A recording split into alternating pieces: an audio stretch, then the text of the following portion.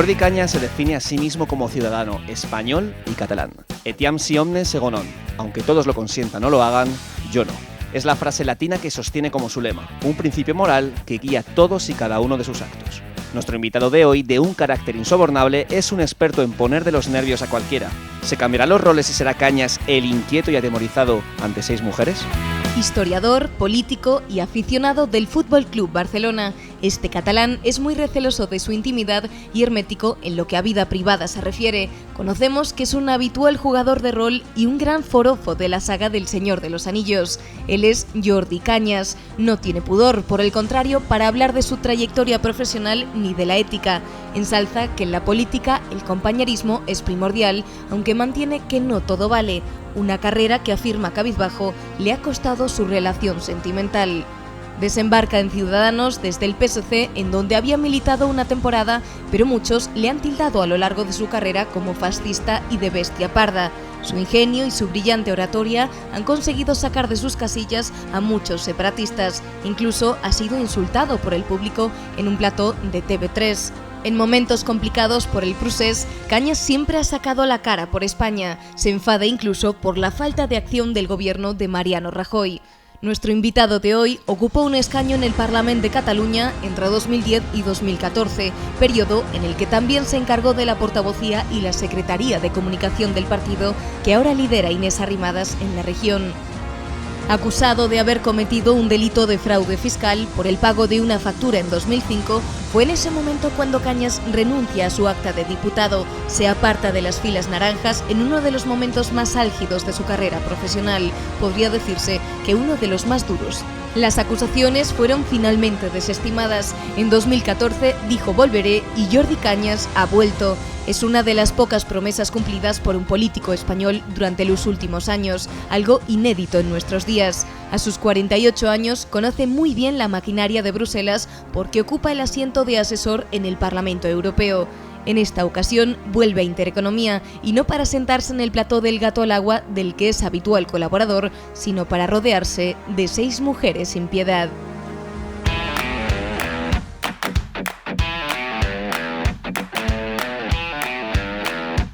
Jordi Cañas, exdiputado de Ciudadanos, asesor del Parlamento Europeo. Muy buenas noches, bienvenido a 6 Mujeres sin Piedad. Usted ha dicho que a la política hay que venir llorado de casa. ¿Ha llorado usted antes de venir a esta entrevista? No, antes de venir a esta entrevista, no. Primero, buenas noches a todas vosotras. No, uno cuando se dedica a lo público tiene que saber que hay unas servidumbres y hay unas consecuencias a la hora de asumir lo que es una responsabilidad pública. Cuando uno se dedica al espacio público sabe que puede sufrir digamos, el efecto de la trituradora de la política. Hoy estos días hemos visto cómo esta trituradora pues, ha vuelto a engullir a otros personajes políticos, ¿no? Lo que uno no puede hacer es quejarse de que esto no lo sabía. Uno, cuando participa de la política, puede intentar cambiarlo, pero tiene que asumir los costes que tiene. Sabemos cosas de tu vida política, pero apenas sabemos de ti fuera de las cámaras. ¿A qué dedicas tu tiempo libre, Jordi? Pero eso ha sido una cosa muy voluntaria. Siempre me ha dado mucho pudor hacer explicaciones de mi vida privada. Entre otras cosas porque tampoco tiene demasiado interés. Y cuando uno es una persona con un cierto nivel de conocimiento público, lo es por su responsabilidad pública, no por quién es en su esfera privada, ¿no? Es cierto que hay ahora una especie de tendencia donde queremos conocer la vida de los políticos para sí, o a veces los expertos en comunicación inciden en que es necesario conocer la vida de los políticos porque le da un perfil más humano, ¿no? Ignorando que la mayoría de la gente ya es consciente que es una persona como ellos, a los cuales simplemente la diferencia es que te has dedicado a lo político, ¿no? No me ha gustado nunca explicar mi vida privada. ¿Pero a qué me dedico? Pues mira, la verdad es que ¿a qué me dedicaba? Porque cuando uno da el salto a la política, básicamente su vida se centra en el espacio político, ¿no? Y eso es malo porque yo cuando los 4 o 5 años estuve dedicándome con más intensidad a la política, quedan muy pocos espacios de privacidad.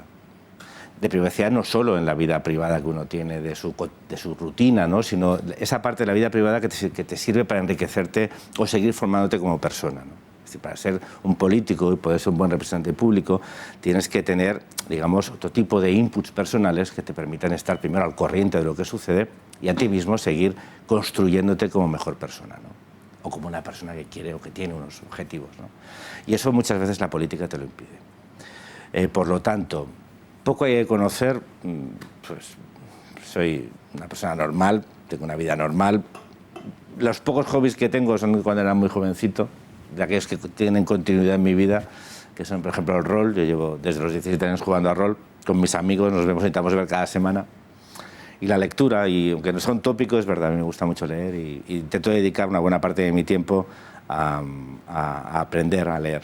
Siempre he dicho que es mejor leer que escribir, porque uno cuando lee se enriquece de lo que los demás han vivido o han reflexionado, ¿no? Y escribir no. Entonces, eso, la lectura, las series también, somos dos personas. Y poca cosa más, no es especialmente interesante. Y, por ejemplo, por describirte de una forma rápida, con 3 adjetivos, ¿cómo es Jordi Cañas? Yo creo que soy buena persona, un tipo en el cual puedes confiar y que es un buen amigo, básicamente. Siempre, fíjate, pensando en los demás, ¿no? Porque lo que uno es muy subjetivo. O sea, como uno se ve, es muy relativo. O sea, yo creo que a todos nos pasaría, ¿no? Cómo te describes tú y cómo te ven los demás. Pero en el fondo, lo que es realmente importante para uno es cómo uno es. Pero lo realmente importante es cómo te ven los demás. Y yo creo que en esta vida, si preguntas a la gente que me ha rodeado, es un tipo de fiar. Te puede gustar más o menos, pero es un tipo de fiar. De buen tipo, vaya. Jordi, ¿qué día de tu vida te gustaría poder revivir? No me gusta vivir en el pasado. ¿No repetirías ningún día? No, sinceramente no. Me preocupa, Álvaro Pombo decía que somos el tiempo que nos queda. Tampoco intentaría cambiar nada, ¿eh? O sea, las segundas partes de las cosas, o sea, el primer beso, el primer enamoramiento, la primera gran ilusión, eso tiene el valor que tiene porque es primero y único. Revivirlo sería volverlo a vivir y entonces ya no sería igual. Y si no nos acordáramos, pues entonces sí que sería volverlo a vivir, pero entonces ya no sería recordarlo, ¿no? Entonces, yo creo que lo que sí que tenemos es lo que nos viene por delante. ¿Qué día te gustaría repetir si no lo recordaras? Si lo fueras a disfrutar exactamente igual que la primera vez. Buah, eso no te lo puedo explicar. No te lo puedo explicar. A veces son cosas muy sutiles, pero son de la esfera que hablamos antes de lo privado, no, nada especialmente sofisticado, pero son aquellas cosas que como no solo son de uno, comparte con otros, con terceros, o con terceras en este caso, hago todo muy casto, no os imaginéis más de lo que no es. Pero sí, pero te repito, no. Es que entonces no sería igual. O sea, yo creo que las cosas cuando se intenta volver a hacer, a veces nos ha pasado a todos, ¿no? Has ido un día a cenar a un sitio es maravilloso y cuando vuelves ya no es lo mismo, ¿no? O has ido de viaje. Hay veces que es mejor. Es lo que iba a decir, que hay veces que es y a veces mejor. Que es peor, pero la sensación aquella primaria, pura, de ese momento especial que lo acompañan muchas cosas, eso no se puede. Y vivimos muchas veces en general, como personas y como sociedad, recordando aquello que fuimos, aquello que podíamos haber hecho, o aquello que hicimos, eso fue fantástico, y nos limitamos en pensar aquellas cosas que están por venir, ¿no? Y que pueden ser fantásticas, y que son el tiempo que nos queda, y aquello que nos hace, que nos da sentido a la vida, ¿no? El disfrutar permanentemente cada minuto, cada hora, cada día, y cuando te vas a la cama decir, este es un día que pues lo he aprovechado, ¿no? Claro, para bien y para mal, porque la vida son experiencias, no solo positivas. Las negativas también forman parte de ella, pero esas nunca diríamos que las quisiéramos recordar, pero a lo mejor son más importantes para determinar quiénes somos, ¿no? Enseñan más. Y sin embargo nunca diríamos las repetiría. Y a lo mejor son aquellas que a lo mejor sí que había de vez en cuando que repetir para no olvidarse, ¿no? ¿Verdad? Pues eso.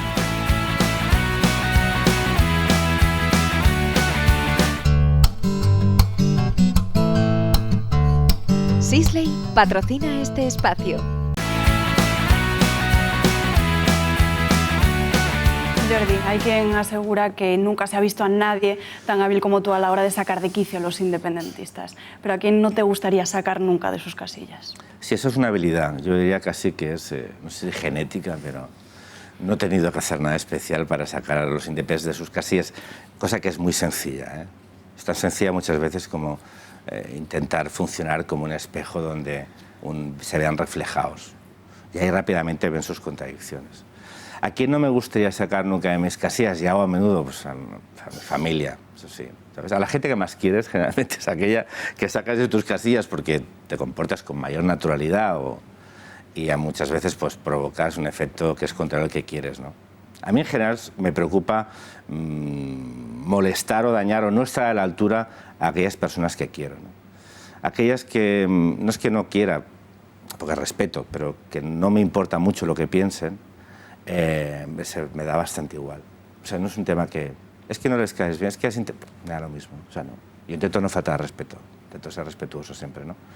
Porque si no respetamos a los demás, no nos respetamos a nosotros. Pero no me preocupa esa valoración negativa de un tercero si considero que he hecho lo adecuado. En cambio, aunque crea que he hecho lo adecuado, si el que tengo cerca no lo ve así, pues eso sí que me preocupa. O sea, sacar de casillas siempre suele sacar e importar a los que quieres, no a los que no quieres. ¿Verdadero o falso? En el amor y en la política todo vale. Falso, absolutamente.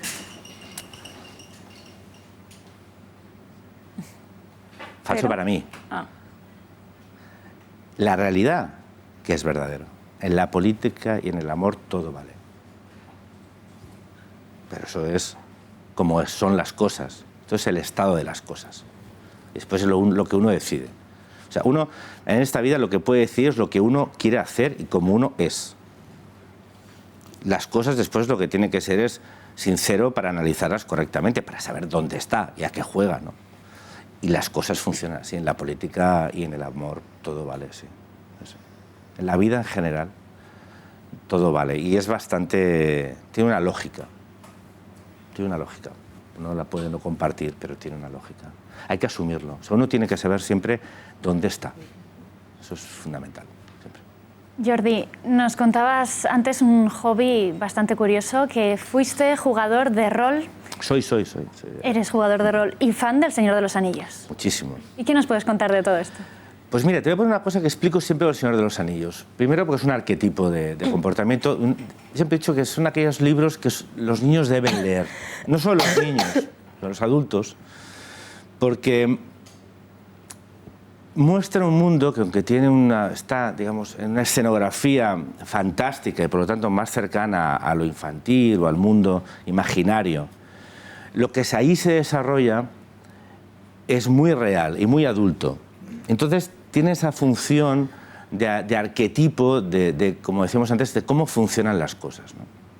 En un mundo que es terrible, hostil, duro, donde no siempre el bien triunfa, es posible cambiar el curso de la historia un poquito si trabajas en equipo, si respetas al otro, sin que nadie renuncie a lo que es. Es decir, si os fijáis en los personajes de la Comunidad del Anillo, hay una persona que es evidentemente el protagonista, pero el verdadero protagonista no es Frodo, es Sam, ¿sabes? Porque Frodo, en el fondo, fijaos, es una persona que tiene una misión. No es la que él quería. Porque muchas veces en la vida uno no tiene la misión que uno quería tener. Pero, sin embargo, la tiene que acabar desarrollando, ¿no? Y hace ese sacrificio. Pero tiene sus contradicciones. Es un héroe con contradicciones, ¿no? Pero puede llegar hasta el final porque primero se rodea de gente que quiere lo mismo, aunque a veces quiere cosas diferentes, pero sobre todo porque tiene a alguien al lado que confía en él. Y que es su regla moral, ¿no? O sea, aquel que en el fondo sabe que es lo correcto, aunque no es el héroe, ¿no? Entonces, los héroes solitarios no funcionan, necesitan gente alrededor que les recuerden para qué están allí, quiénes son, ¿no? Entonces, es una idea fantástica porque aparte que te lo pasas bien, pues lúdica, puedes aprender, pero tiene una parte de aprendizaje y de valores. Y en un mundo donde los valores cada día están, digamos, como más en segundo plano, donde vale todo, ver que aunque uno crea que lo puede todo, no lo puede solo, que necesita a los demás, pero que nadie es perfecto y que el mundo es cruel. Y eso aprenderlo no está mal. Y se aprende, te lo pasas bien jugando. Pues. ¿Faltan estos valores en la política?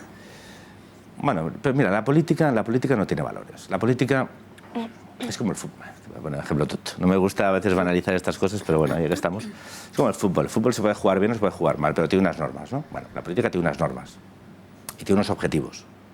El fútbol es ganar. Jugar bien puede ser una condición, pero no es necesaria. el objetivo es ganar. El objetivo de la política es poder. La política puede ser un sustantivo, puede ser un verbo. El poder como poder transformar las cosas, el poder para poder hacer cosas, o el poder por el poder como sustantivo. Yo creo que el equilibrio adecuado es saber que la política tienes que tener el poder para poder, ¿no? Pero no solo tienes que intentar tener el poder, sino cuando te dedicas a la política tú quieres llegar al poder para poder, ¿no? Y entonces, para eso hay gente que cree que vale todo. Antes lo preguntabais, ¿no? Esto, aquellos que me hayan escuchado alguna vez, es una cosa que digo de una forma recurrente, ¿no? En la política, como en la vida, uno tiene objetivos y tiene principios, ¿no? O principios y objetivos. Yo desconfío absolutamente de la gente que solo tiene principios y de la gente que solo tiene objetivos. ¿Sabes? En la política hay que tener principios y objetivos. Hay que saberlos bascular adecuadamente, ¿no? Y saber cuáles son aquellos principios que no debes renunciar y aquellos que en el fondo vas a tener que sacrificar, aunque sea una parte, para conseguir determinados objetivos. Porque en el mundo, este mundo dicotómico del bien y el mal, no existe en la realidad, ¿no? Todo es una escala de grises. Entonces, si tú más o menos intentas moverte entre las variables que determinan la política sin renunciar a que crees que es lo correcto, pero entendiendo que lo mejor es enemigo de lo bueno a veces, ¿no? Pues entonces la política la hacen personas. Y las personas las hay con más valores y con menos. Y hay personas que no tienen ningunos. Desgraciadamente estamos acostumbrados a entender la política como un mundo sin valores y gente sin principios. Bueno, yo creo que eso se puede cambiar en la medida que haya gente que se interese por la política y que tenga principios y esté dispuesto a sacrificar a algunos. Algunos, pero no todos. El problema es que algunos es muy fácil, como no tienen, es fácil, les sale gratis, ¿no? No tienen que sacrificar ninguno, ¿no? Y sobre todo no olvidar porque uno se dedica a la política. Mira, San Agustín tiene no sé, no lo habéis leído porque yo creo que ya filosofía ya la han quitado. Tenía en sus confesiones, decía que invitaba a las personas a que cada mañana se preguntase quiénes son, qué saben y qué quieren, ¿no? Te lo preguntes cada mañana, ¿no? ¿Quién eres, qué sabes y qué quieres? Y yo, cuando hacía charlas con los compañeros que se iban a dedicar a la política o que habían entrado en cargos públicos, siempre les decía, aparte de estas tres, preguntaros cada mañana que por qué estáis aquí y para qué estáis aquí. Y no lo olvidéis. O sea, no olvidéis nunca por qué os habéis acercado a la política y para qué os habéis acercado. Si cada día os formuláis esta pregunta y la podéis seguir respondiendo del mismo modo que lo hicisteis el primer día, todo va bien. Eso es la política, para mí. Pero claro, pues cada uno la ve de una manera diferente, ¿no? Estás hablando de principios, de objetivos, de sacrificio. ¿A qué has renunciado tú para estar aquí?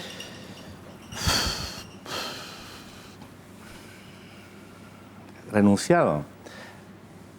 Bueno, a mí me costó una relación personal, la política, a la privacidad. Aquí no tanto en Madrid, pero por ejemplo en Cataluña mucha. Eso tiene un coste también. Pero no lo veo como un sacrificio. Yo es que el mundo no lo veo de una forma así. Si me está lamentándose uno de las cosas, no. Uno toma decisiones y esas decisiones tienen consecuencias. Pero no es un sacrificio, porque muchas veces son cosas que tampoco te esperas. ¿Sabes? Porque hay escenarios políticos que de repente parece que te provocan un sacrificio que tú cuando entraste en política no pensabas que te iba a suponer esto. Eso hubiera sido un sacrificio. Un sacrificio es aquel que está dispuesto a renunciar a algo para hacer algo, ¿no? Claro, yo por ejemplo cuando entré a participar en la política activamente en 2006, porque había estado militando desde el año 87 en política, no pensé que iba a ser un sacrificio. O sea, no entré en política sacrificando nada. Entonces no tiene mérito. ¿Sabes? O sea, un verdadero sacrificio es el que uno sabe que le va a costar y lo asume. Y otra cosa es que después lo viva. Entonces más es una consecuencia que no un sacrificio. Eso es un coste, es una carga. A veces si quieres es... Entonces, ¿por qué continúas? La pregunta es, ¿por qué continúas en política si te supone sacrificios? Entonces yo te contestaría, porque creo que la política tiene una capacidad de transformar y estoy dispuesto a sacrificar cosas de mí mismo porque creo que... Pues lo que te decía de la privacidad, el poder... Mira, a mí hace unos días me dijeron de empezar a tener seguridad. Entonces, yo dije que no, ¿no? O sea, eso te lo puedes ahorrar si no participas de la política, pero si todo el mundo se ahorra las cosas negativas en la vida, el mundo no avanza. Entonces, antes hablábamos de Frodo, ¿no? Yo no soy Frodo, y mucho menos, pero cuando tú te dedicas a la política, muchas veces asumes un rol público y unas consecuencias que tú no deseabas. ¿Sabes? Pero las tienes que hacer. ¿Por qué? Por los demás. Pues porque al final cargas con la responsabilidad de otros y eres su representante, eres la persona en la cual cuando te ven decir determinadas cosas se sienten reconfortados, apoyados, amparados, defendidos. Bueno, pues te ha tocado eso, ¿no? Pues lo conlleva y lo asume, pero no lo puede poner en el haber de las cosas que uno ofrece, ¿sabes? Es que oye, a mí me cuesta esto. Bueno, pues oye, yo siempre he dicho, la política es muy sencilla, pues renuncias a ella y ya está. Es decir, que quien asume eso... Lo que quiero decirte es que para mí no está en la categoría de sacrificio. Está en la categoría de la responsabilidad o de la carga que uno le toca asumir, oye, a políticos y a los policías y a los médicos, que no sé qué, todo el mundo tiene... O sea, las cosas tienen un coste. En el tema de la política, ese coste de más también tiene su parte de beneficio. ¿Por qué? Porque te da una capacidad de representación que te permite que mucha gente se vea identificada contigo y cuando te ve y te lo agradece, eso te llena de satisfacción, ¿no? Entonces, eso compensa. Yo digo, la política, mientras compense la carga o el coste con lo que te aporta, pues fenomenal. Pero no se puede. No sé. Jordi, te preguntabas por qué continuabas en política, pero te has preguntado cómo empezaste, por qué te metiste en este mundo. Pues mira, yo diré una cosa que no es muy habitual, pues porque igual que hay gente que quiere ser médico. Yo es que cuando dicen, la política no puede ser una profesión, no puede ser una... La política, los políticos de verdad. Y otra cosa es que después con el tiempo pierdan la ilusión o olviden de por qué entraron. Pero hay mucha gente que de verdad quiere ser político porque cree que puede ayudar a cambiar las cosas. O sea, no creamos que la política toda es mala y que todo el mundo que se dedica a la política no tiene ningún tipo de espíritu de trabajo por los demás o que no quiere cambiar las cosas. No es verdad. La mayoría de la gente que entra en política entra con unos ideales de cambiar las cosas. Después, la coyuntura hace que se degraden y hay mucha gente que se acaba degradando como representante público, ¿no? Pero uno le tiene que mover. Mi madre a veces me dice que cuando yo era pequeñito me subía a la escalera de Pintora y daba mítines. Yo no me acuerdo de eso, ¿sabes? No diría que ese fue el motivo por el cual entré en política, pero yo desde que tengo 17 años estoy militando en un partido político. ¿Por qué? Para mí la militancia es un compromiso personal, es decir, no únicamente opinión de política, sino que además participo. Mira, yo tengo una imagen de cómo conocí a uno de mis mejores amigos, Jordi. Nos conocimos porque estábamos en segundo de BUP y estamos, segundo o tercero, no recuerdo bien el año. Era el debate sobre el referéndum de la OTAN, que no, esto sonará chino a todas, ¿no? Bueno, nos quedamos discutiendo, éramos dos mocos de niños, discutiendo en la clase sobre sí o no a la OTAN y la profesora se fue, se olvidó y cerró la puerta. Y nos quedamos ahí hasta la tarde, que eran los bachilleratos todo turno y vinieron, ¿sabes? Fíjate. Entonces, eso, pues a mí me gustaba la política, siempre me ha gustado. Estuve muchos años militando sin querer ser representante público. En el caso de Ciudadanos, pues por una sucesión de motivos de puro azar me acabó llevando a ser un representante público. Pero eso no es la política. La política no solo son los representantes públicos, no solo es la gente que vemos en la tele que es ministro, diputado, senador o presidente. No, es mucha más gente. Esas también son políticos, pero no solo. Entonces la política es yo creo que es una especie como de compromiso con tu sociedad. La mala política es la gente que ha llegado a la política sin ese compromiso o el que lo ha olvidado en el camino, ¿no? Pero... Jordi, te dedicas a la política, pero eres historiador. Arqueólogo, además. Hablábamos antes de personajes del Señor de los Anillos. Vamos ahora a pasar a los personajes reales, de no ficción. ¿A qué personaje de la historia de España le pondrías una estatua en frente del Palau de la Generalitat, por ejemplo? ¿Quién no está suficientemente reivindicado? Yo creo que este país No, mira, delante de la Generalitat no la pondría porque es una plaza muy bonita sin estatuas. Bueno, donde tú quieras. ¿Sabes? Es una plaza maravillosa, cuadrada, el antiguo foro romano de la ciudad. Está muy bien sin estatuas. Estatuas no hay que poner muchas. Bueno, en esta pregunta es obligatorio hay que poner una. las correctas. Este país tendría que recordar, sobre todo a la gente que se ha sacrificado por él. Vivimos siempre en una especie de malditismo histórico de un país que siempre ha tratado muy mal a sus hijos, ¿no? Último ejemplo, cuando hace poco se puso en Madrid la estatua de Blas de Lezo, ¿no? Claro, aquí, que yo recuerde, por ejemplo, a Churruca no hay ninguna, y murió en Trafalgar, ¿no? Hay mucha gente que ha pasado a la historia de este país de una forma anónima, después de haber sacrificado todo por su país, ¿no? Entonces no lo reduciría a una estatua, porque entiendo lo que dices de metáfora, pero lo que intentaría hacer es recuperar a todos esos españoles que han marcado y han definido lo que somos y que el país ha olvidado, ¿vale? Qué buen ejemplo que seguramente causará sarpullidos. En mi ciudad, en Barcelona, no hay una calle ni una plaza de Azaña, por ejemplo, ¿no?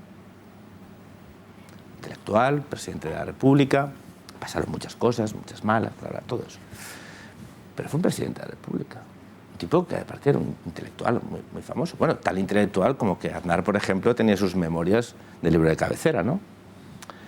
Tampoco tiene calle. Tampoco tiene calle. Entonces, claro, cuando a veces, si queremos que de la historia de España no solo a poner acento en lo malo, sino en lo bueno, tenemos que, como colectividad, recuperar otras formas de entender España, gente que se sacrificó por su país, verdaderos patriotas, ¿sabes? Que no podemos olvidar, ni sacar de nuestra memoria colectiva, ni dejar que nadie se apropie de ellos. A pesar de sus claroscuros, porque todo el mundo lo tiene, hasta Blas de Lezo tendría algún claroscuro, ¿eh? Entonces, pero tenemos que ser capaces de recuperar esas figuras, incorporarlas a lo que somos, ¿no?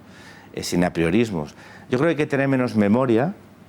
La historia no debería tener memoria. Nos hemos acostumbrado a conceptos de la memoria histórica. La memoria histórica es un auténtico desastre.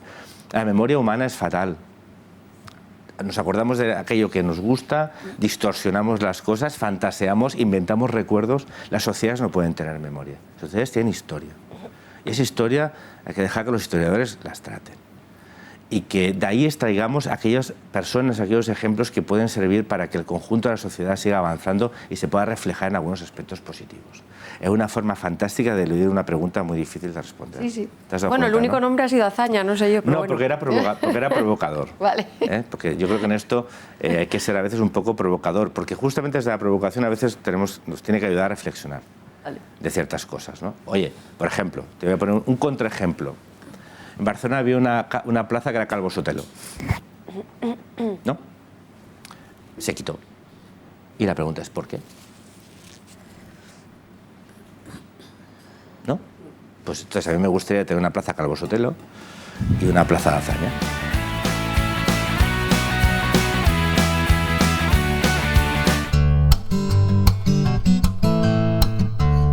Sisley patrocina este espacio.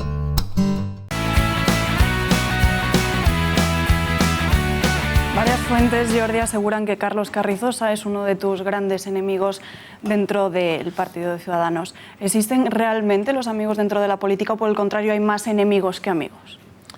No, yo no creo que Carrizosa sea ningún enemigo mío, en absoluto. Fuimos compañeros de ejecutiva y de escaño durante 2 años y de ejecutiva desde el año 2007. O sea, imagínate.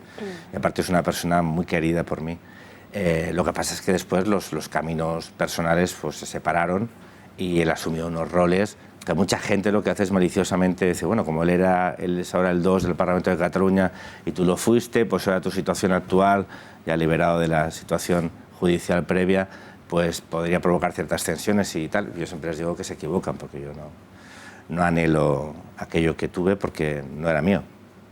Cada momento te proporciona unas oportunidades, te toca desarrollarlas y las personas pasan. Entonces, ahora Carlos ha demostrado que es un fantástico portavoz parlamentario, ha tenido días memorables de verdad digo memorables incluso como parlamentario en los días de la vergüenza del 6 y 7 de septiembre en Cataluña. Pero no somos amigos. ¿Que en la política hay que tener amigos? Pero es que seamos honestos, en la vida encontramos muy pocos amigos. Entonces, si le bajas un grado, la amistad, en la política como en todo, como en cualquier profesión, si la amistad significa confiar en otro, claro que es necesario. Y a veces confundimos esa confianza necesaria, esa confianza mutua, ese respeto mutuo, con la amistad. Seguramente es un grado de amistad, ¿no? Y entonces sí que es bueno que en la política haya amistad. Y sí que es bueno que haya eso. ¿Es habitual? No, no es habitual. ¿Por qué vamos a engañarnos? No, no es habitual. Entonces podríamos... No es habitual porque en el fondo... Pero es lógico, ¿eh? O sea, yo en estas cosas intento ser poco naif a la hora de los análisis, porque ¿y en los trabajos? A mí se me... ¿No es la política? Bueno, ¿y en los trabajos? Pero si en los trabajos cuando te das la espalda, el compañero que menos te espera te ha clavado un puñal. ¿Por qué? Porque aspira a lo mismo que tú. Y tiene ambición. Que la ambición se puede modular de muchas maneras, ¿no? Pero en el fondo, de presentadoras, de telediarios hay 1, 2, 3. Bueno, ¿cuántas personas quieren? Entonces ahí entra el juego real que uno tiene que aprender a jugar, que en la política, en las profesiones, en todo, que tiene que, bueno, pues usar sus bazas. Hay gente que usar sus bazas lo entiende como una destrucción del otro y eliminar a sus adversarios. Estamos viendo en Madrid cómo se están produciendo eliminaciones de adversarios, ¿no? Bueno, pero eso no es solo exclusivo de la política. Pasa en cualquier entorno laboral. Lo que pasa es que en la política tiene una especial afectación pública. Pero si volvemos a la pregunta inicial de si hay que tener amigos o enemigos, uno lo que tiene que saber sobre todo es quién es quién. Quién es amigo y quién es enemigo. Yo personalmente sé quién es mi amigo y quién es mi enemigo. ¿No? Pues ya está. Eso es lo importante. No confundir los amigos con enemigos, ni a los enemigos con amigos, sino saber quién es amigo y quién es enemigo, porque no hay punto medio, en general. El amigo, como hablamos, con quien puedes confiar y con quien no. El que te va a vender o el que te va a traicionar. Entonces, en esta vida en general no hay que saber muchas cosas, pero algunas hay que saberlas bien, y esta es una de ellas. ¿Crees que has triunfado en política? Yo es que, de verdad, hay conceptos que es que a mí... Triunfo y política no están en el mismo vocabulario. Bueno, en tu carrera profesional. No, yo es que, de verdad, el triunfo... ¿ves? Yo no soy una persona ambiciosa. Yo tengo muchos defectos. Yo creo que la ambición no es un defecto, Ojo. Pero la ambición no es uno de ellos. Yo no soy una persona ambiciosa. Para nada. Entonces no tengo ni esa virtud ni ese defecto. Luego, a mí me da igual. O sea, yo intento hacer siempre aquello que yo considero correcto e intento que sea lo mejor. Pero el patrón es si a mí me lo parece. ¿Y a ti te parece que has triunfado? No, yo creo que he hecho lo correcto. Y creo que he hecho lo más que podía hacer. Yo creo que he dado lo mejor de mí el tiempo que pude dedicarme a la política activa. Eso sí. Entonces, si eso es triunfo, bueno, sé que ha marcado, aquí en el conjunto de España no, pero en Cataluña ha marcado un estilo, ha marcado un perfil político y una persona que a día de hoy, después de estar 4 años sin estar en la política activa en Cataluña, sigue siendo una de las personas con mayor nivel de conocimiento y más odiadas y respetadas a la vez en la esfera política catalana, ¿no? Pero para mí eso no es un triunfo, porque no lo veo en esa clave. O sea, yo creo que lo hice bien y parece que eso, digamos, que dejó una huella, ¿vale? Pero si uno triunfó, utilizando tus palabras, o no es uno quien lo tiene que decir, sino es uno quien lo tiene que juzgarse. Entonces yo creo que lo hice bien. Al menos hice lo mejor que pude. Y ya está. Y eso es lo que a mí me importa. Como eres tú el que te tienes que juzgar, te quiero hacer otra pregunta. No te gusta hablar de tu vida privada, pero ¿cuál ha sido tu mayor éxito en el ámbito más íntimo? Pues lo decía antes cuando me preguntabais cómo me definiría. Yo sinceramente creo que la gente que me conoce de verdad... o sea, yo intento... Esto yo sé que no es muy habitual. Yo intento tener una regla ética en mi vida. O sea, una regla de comportamiento general. Sé que hay algunas aristas, pero las conozco. No soy perfecto, ni mucho menos. Conozco mis inclinaciones personales y conozco mis reglas morales. Intento que predominen las reglas morales a las inclinaciones personales. Y creo que en general aquellos que me rodean aprecian más la rectitud de mi comportamiento que no mis inclinaciones. Entonces, tu mayor éxito es esa rectitud. El mayor éxito es que creo en general, si hablas o preguntas sobre mí a cualquier persona que me conozca, te dirá algunas cosas, dirá que es muy brusco, que es a veces un poco demasiado directo, a veces no es muy políticamente correcto en el sentido de que no sabe leer bien las situaciones especialmente sensibles, sino que es muy crudo, pero es un tipo que te puedes fiar. Yo es que creo en general que en esta vida, si te puedes fiar de alguien, hostia, eso es mucho.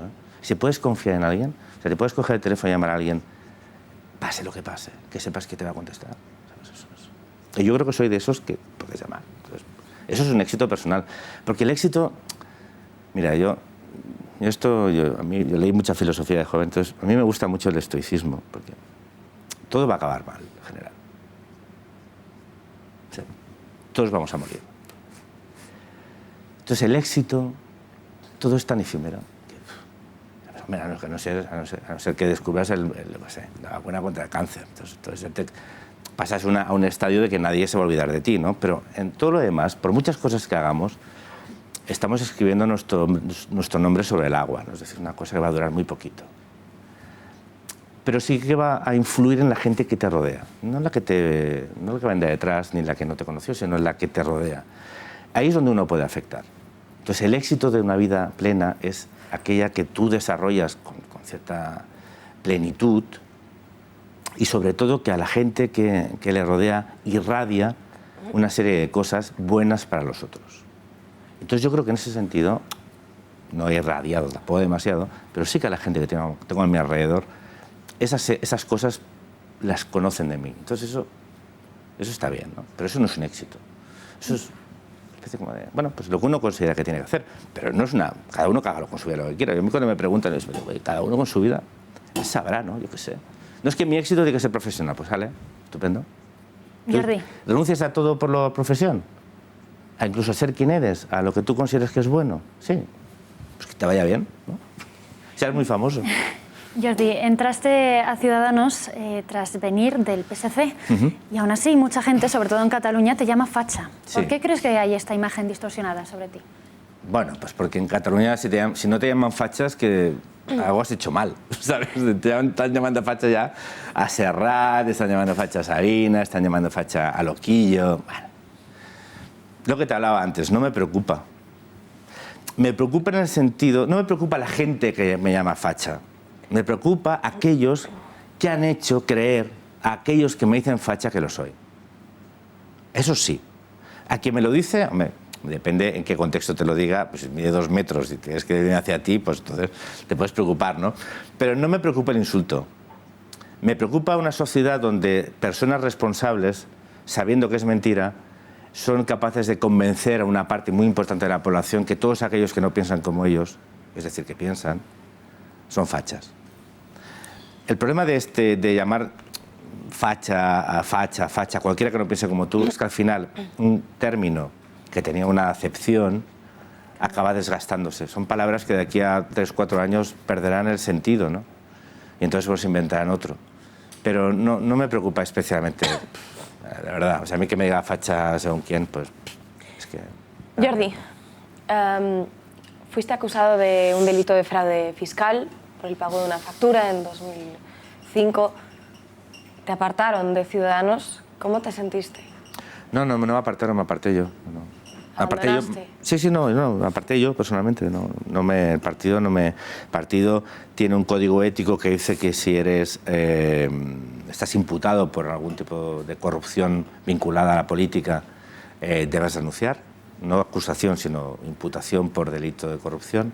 Claro, esto no era un delito de corrupción porque era el año 2005, era un tema de mi actividad profesional y la querella me llegó en el año 2011. O sea, calcula, ¿no? O sea, para mí han pasado ya 7 años. O sea, no tenía responsabilidad pública, no estaba ni militando en Ciudadanos todavía porque no existía el partido. Pero es un poco lo que os decía antes, es decir, cuando uno es representante público tiene un plus de responsabilidad. Esto lo digo porque no es que el partido me apartara, o sea, yo me aparté de mis responsabilidades públicas del partido, pero yo no me aparté del partido, yo he seguido siendo militante de Ciudadanos, bueno, ahora mismo soy un militante, un afiliado, ahora ya no son militantes, ahora ya son afiliados. Afiliados de base, yo no me aparté de mi partido, yo seguí pagando mi cuota mensual como afiliado y participando en la medida que uno podía en la actividad corriente y ordinaria del partido, ¿no? Y lo que me aparté fue de mis cargos orgánicos. ¿Pero cómo te sentó eso? Pues mal, pero no me sentó mal el hecho me sentó mal la situación. No tanto, fíjate, o sea, no tanto por el hecho en sí, porque lo que os decía antes, la vida, no sé, el otro día leía una cosa que era muy buena, decía que en esta vida nos tenemos que morir alguna vez, ¿no? Entonces, más vale morirse joven porque te da tiempo a resucitar. De una forma metafórica, ¿no? Es decir, en esta vida, una vez, como mínimo, nos vamos a encontrar en una situación muy complicada. Puede ser profesional, familiar, de salud, personal. Pero nos vamos a encontrar la vida, bueno, habrá habido alguna persona en este planeta que haya vivido una vida plácida desde el nacimiento hasta el final, ¿no? Pero en general, la realidad nos va a enfrentar con situaciones muy difíciles, algunas dramáticas, algunas muy complejas. Entonces, yo más o menos esto, si lo tienes en la cabeza, sabes, bueno, te encuentras con esta situación. Es un acontecimiento, que decía Zizek, ¿no? El filósofo. Un acontecimiento, una cosa excepcional. El problema es las implicaciones que tiene. Las tiene personales, obviamente, tu carrera política, o tu itinerario político, más que tu carrera, tu itinerario político, ¿no? Lo que hubiera podido ser el desarrollo de mi actividad política en el partido, pero sobre todo crea sobre ti la duda. Y algo peor, pierdes el control de tu vida. Tu vida depende de otros. Yo, que desde muy jovencito he trabajado y mi vida la he determinado yo, mis errores y mis aciertos los he decidido yo. Pasar a depender de terceros, tu vida es terrible. Y aparte a mí me pilló en edad que tenía entonces 44, pues que en el fondo ya tienes que tomar decisiones profesionales, personales, vitales, ¿sabes? Y entonces la política no es que fuera lo de menos, sino que tu vida entra en una especie como de suspensión de realidad. Porque no te puedes aventurar a tomar decisiones más allá de hoy o mañana. Porque no sabes qué puede pasar en 15 días, en un mes, o medio año. Entonces, ¿sabes? Te encuentras que has perdido el control y te conviertes en un problema. Para ti, para tu familia, para tu pareja, para tus padres. Y eso es difícil de gestionar. Eso es complicado. Eso sí que es una experiencia. Lo otro, lo de la política, mira, no sé, yo entré en política en el partido por puro azar y las cosas vienen y van. O sea, uno, cuando vienen las intenta desarrollar, pero tampoco las pierde. Vuelvo a tu pregunta, ¿no? No pierde lo que no tiene. O sea, ser un político con responsabilidad no es un mérito. Puedes llegar por méritos, pero no te pertenece. Entonces, cuando tú tienes claro que eso no es tuyo, no lo pierdes, ¿sabes? Lo que sí que es cierto es que vives una situación por tu condición de político en la cual tu honorabilidad se pone en cuestión. Y eso sí que eso es el verdadero impacto, ¿no? Jordi, perdona, como buen político que eres, te voy a pedir, por favor, mayor brevedad en tus respuestas, que nos quedan muchas preguntas y muy poquito tiempo. Vamos a seguir hablando de esto porque las absoluciones o la desestimación de las acusaciones, como es tu caso, muchas veces dejan marcados a los políticos para siempre por ese tribunal público, por esa opinión pública. ¿Qué hacemos con eso, Jordi? agilizarlo. A mí cuando me preguntaban, ¿qué es lo que destacarías negativo del proceso judicial? La lentitud. La lentitud. Porque lo otro, oye, hay miles o centenares de miles de personas que viven en situaciones judiciales. Es decir, yo creo que ser político o dedicarte a la política no te tiene que eximir. Yo por eso creo que el tema de los aforamientos es un error. Es decir, uno tiene que tener una especial protección como político si la justicia funciona bien. Y yo creo que la mejor forma, el mayor pero que yo le pongo a la justicia española, que no es culpa de la justicia, sino es culpa de la falta de recursos y de una actualización de todo el concepto de la justicia, es la lentitud, ¿no? Entonces yo creo que lo que sí que me hubiera gustado es que hubiera sido más rápido, más ágil. Todo lo demás, yo siempre he sido muy respetuoso con los procedimientos y con las decisiones. Lo hice durante toda mi acusación y imputación y acusación, y lo he hecho hasta el final, ¿no? No quise hacer nunca una valoración personal o política de una circunstancia que desgraciadamente viven miles de españoles y que no me parecía justo aprovechar quién eras para presionar ni para nada, ¿no? He intentado que los jueces actuasen con independencia, sin presión, y eso es de aquellas cosas que también cuando me preguntan digo, pues creo que esto lo he hecho bien también, ¿no? He intentado no forzar a nadie a tomar decisiones que no crea que fueran las correctas. Jordi, luego seguiremos hablando de su vuelta a la política, pero vamos a ver unas imágenes.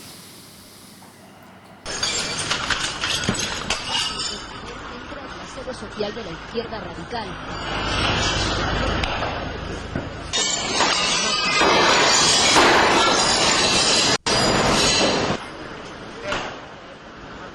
Imagino que te suenan estas imágenes, un joven al que en 2009 le dedicaste unas palabras, es un joven cuyo comercio hasta ahí habéis profundizado. Su comercio había sido arrasado por los abertzales, su familia amenazada, y él respondió así, destrozando una rico taberna. En ese momento tú te referiste a él casi como un héroe. ¿Crees que falta, trasladando con todas las diferencias que existen a la situación que se vive ahora en Cataluña, que falta reacción social, que falta ese empuje de decir basta ya? Sí, recuerdo perfectamente aquella entrada en el blog. Yo ya era cargo público, o sea, que decir que no sabía perfectamente lo que decía. Sí, a mí esta persona me pareció que tuvo un comportamiento... Ya sé que esto es políticamente incorrectísimo. Sí, pero está bien. A mí es que me da igual. Me pareció tan humano, estoy tan harto ya de esto, que evidentemente la forma no es la correcta, pero no me parece, no era quien para juzgarla, ¿sabes? Creo que hizo lo correcto. ¿Crees que en Cataluña falta, ya digo, salvando las distancias, esa reacción? No, yo creo que en Cataluña lo estamos haciendo bien porque no caemos en esto. Yo quiero recordar que aquí había muertos muy a menudo y que la vida era insostenible. O sea, aunque en Cataluña empezamos a vivir cosas similares, que no es la que sale en la tele, es lo que no se ve, es el ambiente. Es decir, la violencia es algo muy sutil. No es evidentemente no es la agresión, es un ambiente. La violencia real es la que cuando tú vas a un negocio y te dicen que no te atienden, ¿sabes? O cuando alguien no te quita el saludo, o cuando los amigos te hacen el vacío, o cuando te sientes que tu entorno se vuelve hostil. Entonces hay gente que no puede más, y este señor no pudo más. Y entonces tiene ese comportamiento que era un poco un día de furia, no sé si habéis visto la película, ¿no? Que es tan humano, ¿sabes? Que algún día alguien diga... Y esto pudo hacer otras cosas con este martillo, ¿no? Pero rompió un escaparate, ¿no? Bueno, yo creo que sería un pecado venial, ¿no? Eso tiene que tener una pena. Es decir, este señor, si hubiera un juez y fuera juzgado, tendría que tener una pena, pero yo le pondría un atenuante. O sea, no tenemos que ser jueces con el comportamiento de los terceros, pero este señor me pareció un ejemplo de... Hasta aquí hemos llegado, ¿no? En Cataluña espero que todavía tengamos recorrido para poder cambiar las cosas para que esto no llegue a deber de producirse, aunque se están produciendo cosas similares. Es decir, se da la paradoja de que te pueden llenar las ciudades de peste amarilla, plásticos amarillos, y que si tú ves de los quitas te puedan pegar. Eso está pasando. Pero fijaos que el comportamiento actualmente de aquellas personas que tú decías Es necesario. En el País Vasco esto no se había dado nunca. ¿Pero por qué? Porque ahí mataban, ¿eh? Entonces en Cataluña, que no se mata, ni nada se le parezca, la gente ha reaccionado con mayor naturalidad y ha habido respuesta. O sea, yo creo que los ciudadanos de Cataluña no separatistas están dando un ejemplo para el resto de España, de compromiso, de actitud cívica y de patriotismo en entornos hostiles. Poner aquí banderas de España es muy fácil. Ponerlas en determinados sitios de la nación es muy complicado. La gente las pone. Y salir por las noches con tus amigos a quitar propaganda separatista no es fácil, ¿eh? O ir a quitar esteladas de rotondas en espacios públicos, no es fácil. Y la gente lo hace, con lo cual yo estoy muy orgulloso. Yo no le puedo pedir más a la gente. O sea, yo creo que ahí sí que los políticos tenemos, bueno, que nos hemos dedicado a la política o queremos dedicarnos más, pero igual, llámalo como quieras. Los referentes políticos, para decirlo así, los referentes políticos tenemos que no solo dar ejemplos, sino amparar a esta gente. Jordi, vamos a ver si te parece unas imágenes. Tú planteabas de la pantalla anterior, que eso era la pantalla anterior, nombrar a Carles Puigdemont. Sí, aquí estamos continuamente. ¿Te puedo decir lo que me acaban de decir desde el público? Com? ¿Te puedo decir lo que acaban de decir desde el público? Li han dit alguna cosa des del públic? Sí. Però ho dius en voz alta. Gràcies. No, doncs li demano, si us plau... No, l'ha insultat el senyor Cañas, li demano, si us plau, que s'estalviï els insults a qualsevol persona que hi hagi en aquest plató, perquè aquí convidem a tothom i respectem totes les opinions. Yo he venido invitado. Señor Cañas, podríamos decir que esto no es un caso aislado, que se repite día tras día, el capítulo al que TV3 nos tiene más que acostumbrados. ¿Por qué el gobierno no toma entonces las riendas de la situación? Y muy brevemente, ¿por qué no interviene TV3? Antes de contestar tu pregunta, ¿por qué nadie lo había dicho antes esto en TV3?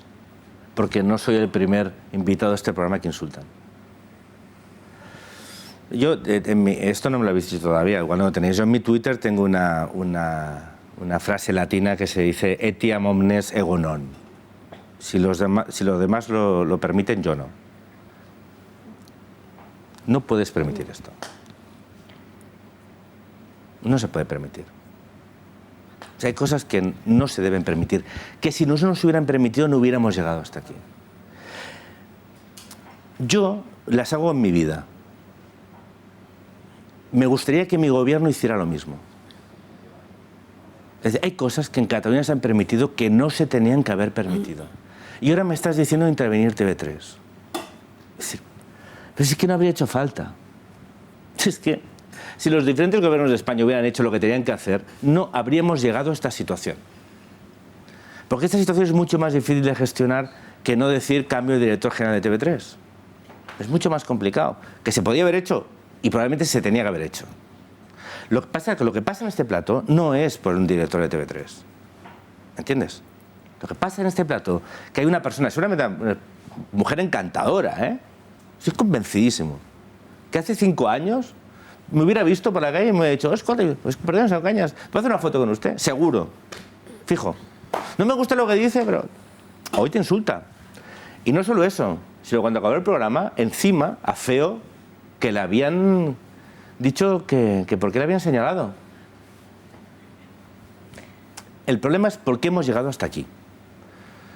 Ese es el problema. Entonces, quien piense que el problema está que si el 155 se ha aplicado mejor o peor, 155, Rajoy lo que quiere es eliminarlo cuanto antes.